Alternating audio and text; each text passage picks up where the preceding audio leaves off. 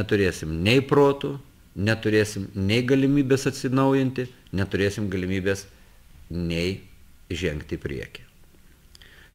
Ta linkme mes žadame eiti ir toliau. Bet tai yra netiesa. Turiu pasakyti labai tiesiai, nevyniodamas į vatą, pakelsim, padidinsim. Augančios energetikos kainos, brangstantis maisto produktai. Elektros kaina bus vos ne dvigubai brangesnė. Gali kainuoti 30 eurų. Turbūt nėra šiandien svarbiau,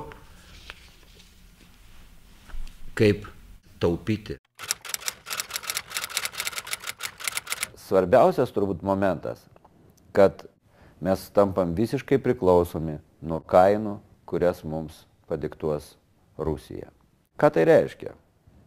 Kad Lietuvos oras, visa aplinka bus užteršta Rusija.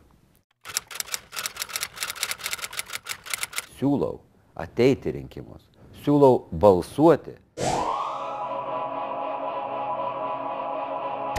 Rinkimai baigėsi, mūsų netenkina rinkimų rezultatai.